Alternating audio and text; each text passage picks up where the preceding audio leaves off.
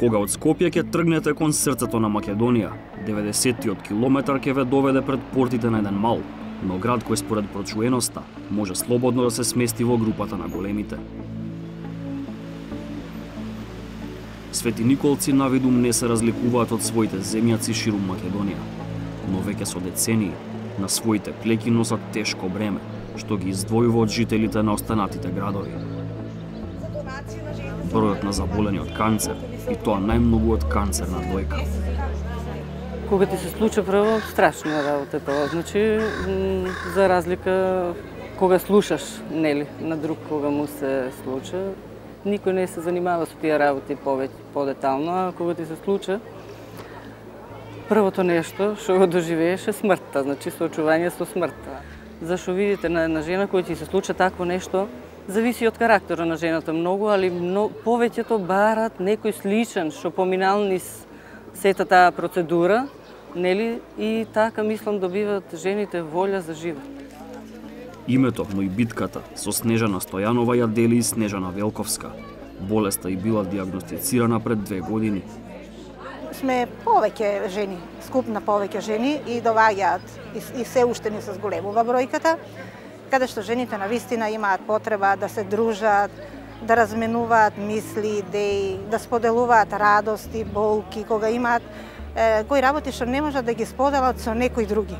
Иако ги среќаваат граѓаните во градот и ги гледаат и разменуваат идеи со нив, тие немаат доверба во нив затоа што мислат дека не можат да бидат разберени така како што во самата група можат да бидат сватени и разберени и како самата група може тоа да им го помогне и да ги насочи како да го надминат. Ова се само 2 жени што собрале храброст да говорат јавно. Но што вели статистиката? Точен ли е впечатокот на жителите на Свети Николе дека се во самиот врв според застапеноста на ова заболување? Одговори побаравме во Институтот за јавно здравје, но бевме изненадени што таква статистика по градови не постои. Не се води никаков регистар за рак, односно не се води статистика во врска со ново заболени и преживеани лица, за да може точно да се утврди стапката на смртност. Без бројки за заболени по градови, државата практично и не знае кои се локалните жешки точки, а без таков податок, институциите не можат да знаат каде да прават истражувања за причините за зачестен карцином и со тоа потенцијално да го продолжат животот на идните генерации. Од локалните центри за јавно здравје велат дека проблемот со евиденцијата е што некои заболени се пријавуваат неколку пати во различни здравствени центри, а други воопшто не се пријавуваат. Единствено се водат регионални статистики кои даваат генерална слика, но не можат да ги детектираат локалните жаришта, бидејќи се однесуваат на повеќе општини. И додека државата на централно и регионално ниво вели дека нема детални податоци, докторката Гордана Митева од Свети Николе тврди дека податоци има, и тоа алармантни. Свети Николе, за разлика од другите градови, е втори по заболување од карцином на дојка, а први по смртност на заболување на дојка. Сега се зголемува бројот на карциномот и на плуќе, а кај мажите е голем број е бројот на карциномот на простата. Во општината имаме и деца кои што се болни од карцином. Често пати се прашувам, имаме и дете кое што има карцином на хепар, значи на црн дроб, кој што не е полни ни 2 години. Значи, може да замислите колку рано може да се јавуваат и карциномите. Конфликтот во податоците секако не носи мир меѓу граѓаните. Според последниот попис, Свети Николе има околу 13.300 жители, но за овие 15 на години ќе слушнете дека оваа бројка практично се има преполовено. Дел од оние кои не достигаат се раселени, емигрирале, меѓутоа дел ги има покосено канцерот. Оние кои што се иселиле, тоа ги натерала сиромаштијата. Меѓутоа, што е причината за ваквата појава на канцери? Без екзактни податоци, меѓу светиниколци се во оптек најмалку 3 теории.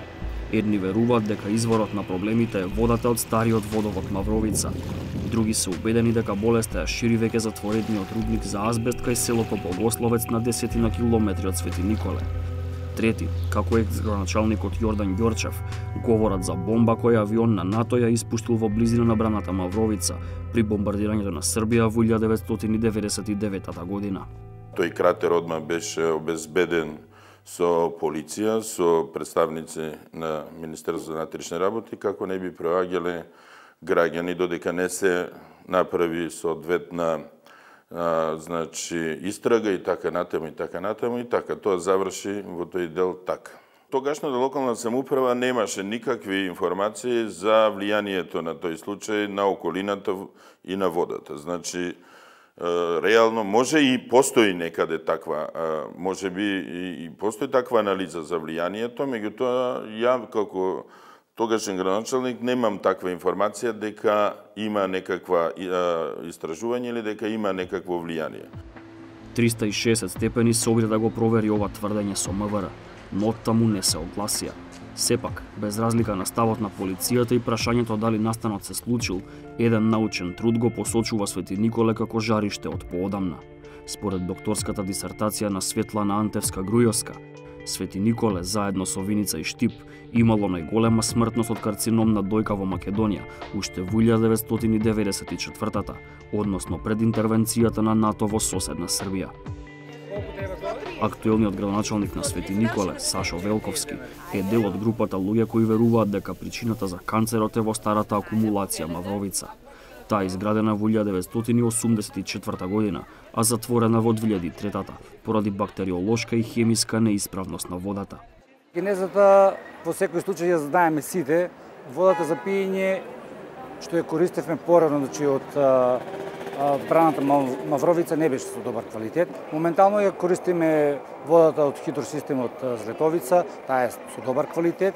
Ги преземаме сите напори што е во замена на азбестни цевки и други работи околу пречистителната станица за вода, да ја доведеме до идеалност водата за пиење во општина Свети Николе.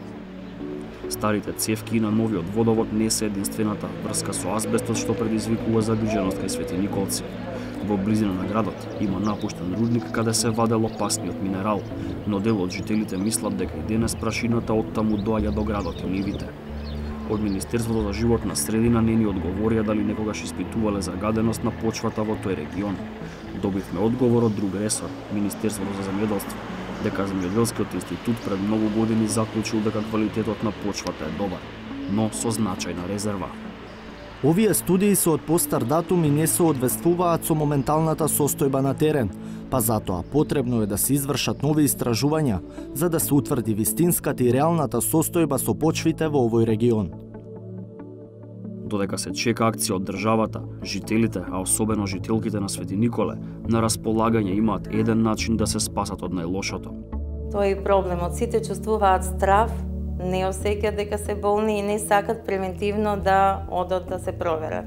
Секоја жена да има здравствена култура, да отиде на мамографски прегледи и секако во домашни услови да си прави собствени прегледи, доколку има нешто навремено да биде јавена на климатичниот доктор, за да може да се спречи и да не постојат такви болести, тоа да нема морталитет во нашата општина како што сме засега засегнати. Свети Николе го оставаме како што го најдовме, гостолюбив и исплашен. И додека општествените големци да се свестат, единствена надеж за мештаните, останува светецот заштитник.